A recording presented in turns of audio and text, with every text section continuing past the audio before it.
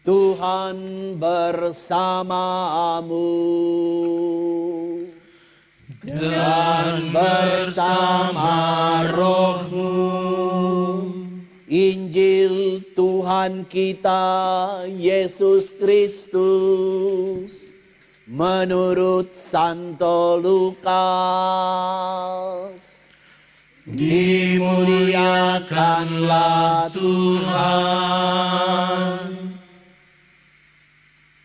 Para pemungut cukai dan orang-orang berdosa biasanya datang kepada Yesus untuk mendengarkan Dia. Maka bersungut-sungutlah orang-orang Farisi dan ahli-ahli Taurat, katanya, Dia menerima orang-orang berdosa dan makan bersama-sama dengan mereka. Maka Yesus menyampaikan perumpamaan ini kepada mereka. Siapakah di antara kamu yang mempunyai 100 ekor domba, lalu kehilangan seekor?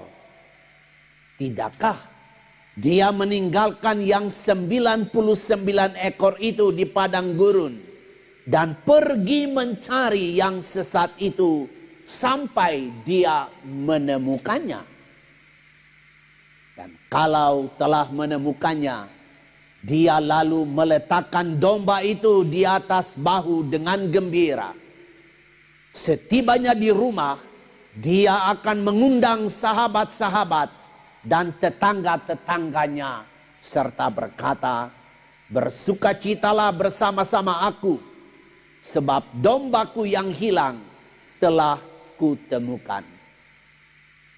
Aku berkata kepadamu, demikian juga akan ada sukacita di surga karena satu orang berdosa yang bertobat, lebih daripada sukacita karena 99 orang benar yang tidak memerlukan pertobatan. Atau perempuan manakah yang mempunyai 10 dirham lalu kehilangan satu di antaranya? Tidakkah dia akan menyalakan pelita, menyapu rumahnya, dan mencarinya dengan cermat sampai dia menemukannya? Dan kalau telah menemukannya, dia akan memanggil sahabat-sahabatnya dan tetangga-tetangganya serta berkata, bersukacitalah bersama aku, sebab dirhamku yang hilang itu telah kutemukan. Aku berkata kepadamu, demikianlah juga akan ada sukacita pada malaikat-malaikat Allah karena satu orang berdosa yang bertobat. Demikianlah Injil Tuhan kita. Terpujilah Kristus.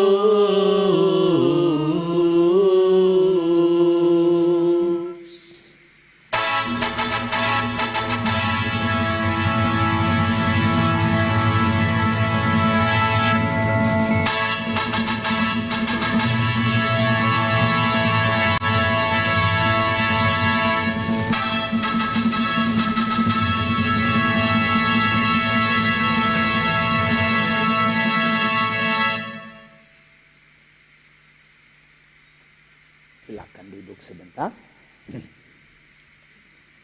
Ibu-ibu, bapak-bapak, saudari-saudara seiman, kitab suci memperkenalkan Allah kita sebagai Allah yang maha benar. Tidak ada kecurangan kepadanya.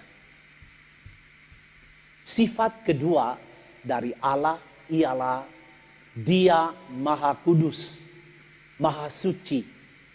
Tidak ada noda, tidak ada dosa kepadanya.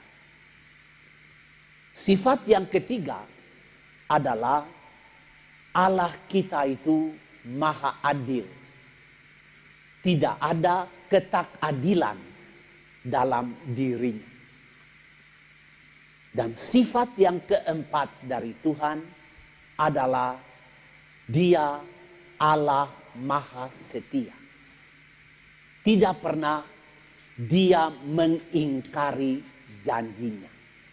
Selalu Dia menepati apa yang sudah pernah keluar dari mulutnya. Oleh karena itu, kitab suci juga mengajak kita semua, pengikut-pengikut Yesus atau orang-orang yang beragama, dengan mengatakan, hendaklah kamu sempurna sebab Bapamu di surga sempurna adanya. Allah sempurna karena Dia maha benar, Dia maha adil, Dia maha kudus, dan Dia maha setia. Maka kitab suci mengajak kita supaya kita berjuang menjadi orang benar, menjadi orang yang setia, menjadi orang yang adil, dan menjadi orang yang kudus saleh.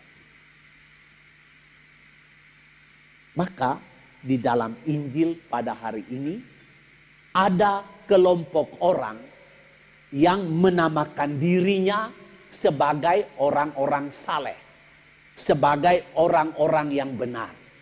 Itu adalah kelompok yang disebut dalam Injil hari ini sebagai orang-orang Farisi, orang-orang yang menyebut dirinya ahli-ahli Taurat. Mereka ini adalah kelompok yang menganggap dirinya saleh. Nah, Ibu Bapak, dalam perjuangan kita atau dalam perjalanan kita masing-masing untuk mengejar apa yang Allah minta daripada kita itu, malah kita menjadi orang-orang yang belum tiba kepada kebenaran sejati. Kita masih ada noda di sana. Dalam perjuangan kita menjadi setia, kita belum menjadi orang yang setia secara sejati. Kita masih mengingkari apa yang kita pernah janjikan. Dalam perjalanan kita menjadi orang yang kudus, kita juga masih ada cacat karena ketundukan kita kepada daging dan kepada hawa nafsu, kepada keduniawian kita.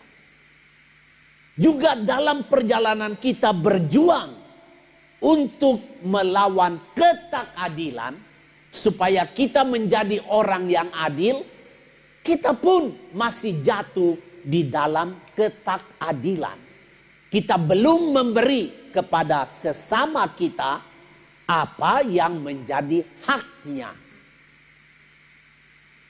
Ibu bapak, saudari-saudara, makanya di dalam Injil pada hari ini ada kelompok lain yang disebut sebagai pemungut cukai dan orang-orang berdosa. Tadi kelompok yang pertama itu kelompok orang benar, ahli Taurat dan kaum Farisi. Kelompok yang kedua adalah kelompok pemungut cukai dan kelompok orang berdosa.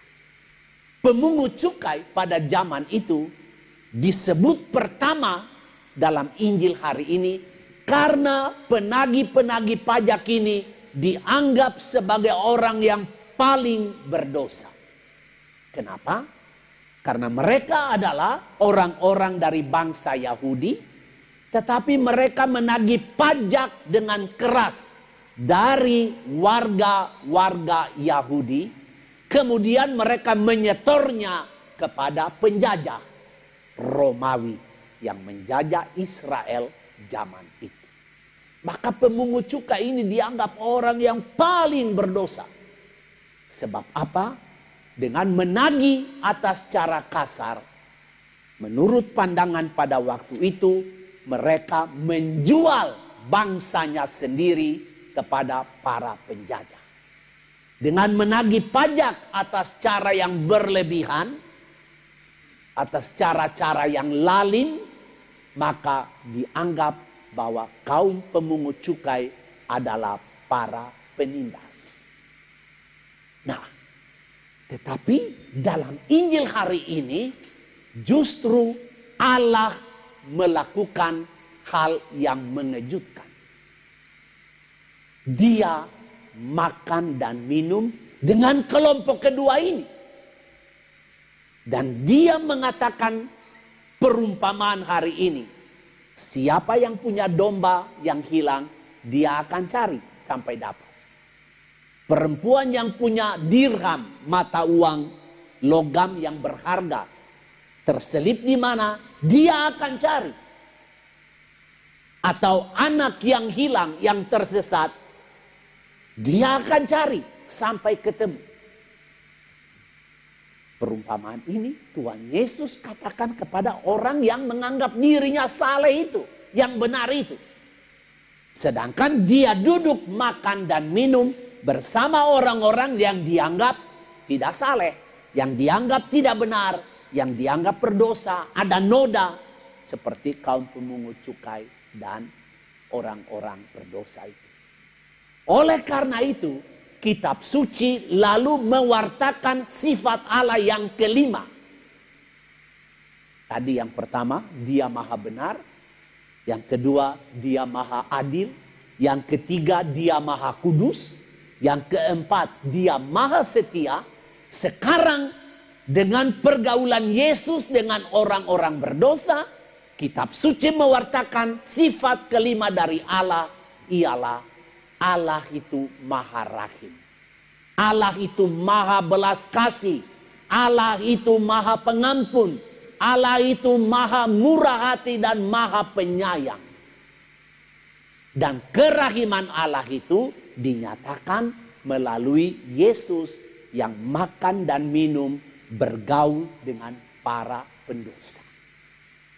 Nah, ibu bapak, saudari-saudara seiman.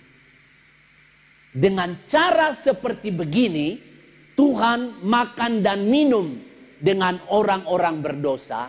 Dia ingin mengatakan kepada kelompok yang merasa diri saleh, merasa diri dekat dengan Tuhan, merasa diri suci. Tuhan mengatakan kepada mereka, jangan kamu terlalu kaku. Dengan hanya terkurung di dalam kesalehanmu, lalu melihat hal-hal yang buruk dari para pendosa ini. Tuhan mengingatkan orang-orang saleh bahwa siapapun yang salah, siapapun yang belum jadi benar, siapapun yang belum jadi kudus, siapapun yang belum menjadi setia, siapapun yang belum menjadi adil, dia pasti bisa berubah. Maka dia mengajak orang-orang yang menganggap dirinya saleh itu, janganlah kaku, janganlah lihat hal-hal yang buruk, tetapi carilah mereka yang salah itu, carilah mereka yang sesat itu, carilah mereka yang hilang itu. Nah, inilah yang Tuhan ajak dari orang-orang yang menganggap dirinya saleh itu. Nah, disinilah nampak sifat yang kelima dari Tuhan, kerahiman. Dan sifat ini disebut sebagai sifat yang paling utama. Hakikat dari Injil dan hakikat dari kitab suci adalah kerahiman Allah ini. Sebab Allah ingin supaya miliknya itu menjadi utuh. Makanya kalau ada yang hilang, satu ekor saja hilang, itu artinya tidak utuh. Walaupun masih ada 99, tetapi Tuhan tidak senang. Dia mau 100. Makanya dia cari yang satu itu sampai dapat. Begitu. Atau dirham yang hilang ada 10. Tetapi Tuhan tidak senang. Kalau satu hilang, artinya tinggal 9. Tuhan tidak mau keadaan begitu. Dia mau bahwa miliknya itu harus sempurna, 10. Maka dia akan cari sampai mendapat dirham yang hilang itu. Ibu bapak, saudara-saudari, maka Injil pada hari ini sebenarnya tidak menekankan domba yang hilang lalu didapat kembali, dirham yang hilang lalu diketemukan kembali, tetapi kitab suci hari ini menekankan sukacita dan kegembiraan dari Allah. Pesta yang Allah buat ketika orang berdosa bertobat. Inilah yang ditekankan dalam kitab suci. Allah bergembira, Allah bersukacita, surga berpesta ketika orang-orang yang hilang, yang sesat, berada di jalan yang keliru, mereka ini bertobat. Dan Tuhan mengajak kita untuk berpikir lain. Bahwa orang yang sesat, orang yang ada di dalam kegelapan, orang yang hidup di dalam kedurhakaan, mereka bisa berubah. Maka janganlah mereka dibuang, tetapi dicari sampai dapat. Bawa mereka kembali kepada kebenaran. Dan bukti bahwa orang bisa berubah adalah surat Santo Paulus yang hari ini dibaca sebagai bacaan kedua. Paulus melihat dirinya sebagai orang yang sama sekali tidak layak. Dia mengatakan, saya tidak layak disebut rasul. Kenapa? Karena saya adalah penghujat Allah. Dan saya adalah penindas jemaat. Saya penganiaya pengikut-pengikut Yesus. Tapi Paulus berubah setelah bertemu dengan Tuhan Yesus di jalan itu menuju Damsyik. Dari saat itulah Saulus yang menjadi penganiaya jemaat berubah menjadi Paulus, rasul Tuhan yang agung. Di sini Tuhan Yesus memberitahu kepada orang-orang yang menganggap dirinya saleh, suci, sok benar, sok tahu segala-galanya. Jangan berpikir buruk terhadap orang lain yang masih di jalan yang salah. Mereka punya kemampuan untuk berubah. Sebagai penutup dari permenungan ini, ibu bapak, saudara-saudari, kita coba melihat kemanusiaan kita. Kemanusiaan pada zaman ini, tadi saya katakan, masih banyak orang yang belum menjadi benar. Kita semua belum menjadi orang yang benar. Kita belum menjadi orang yang adil. Kita belum menjadi orang yang saleh, kudus. Dan kita belum menjadi orang yang setia. Dalam perjalanan kita masih ada banyak noda. Masih ada banyak kekurangan di sana. Nah, Tuhan ingin memperingatkan kita supaya kita memperkenalkan kerahiman Allah dalam segala tindak tanduk kita. Dalam semua pekerjaan kita, dalam semua perbuatan-perbuatan kita, kita memperkenalkan kerahiman Tuhan itu. Apa maksudnya? Maksudnya pertama adalah kita tidak diminta untuk 1 tahun ini kita harus membawa banyak orang untuk menjadi Katolik. Banyak orang harus dibaptis. Dan kalau banyak orang dibaptis, itulah sukacita dalam gereja. Tidak. Tuhan Yesus tidak mengatakan itu kepada kita. Yang kedua, Tuhan juga tidak mengatakan bahwa mulai dari sekarang kita harus cari dana, menggalang dana sebanyak mungkin untuk kerasulan-kerasulan yang membawa orang kembali kepada Tuhan. Tidak. Bukan menggalang dana besar-besar.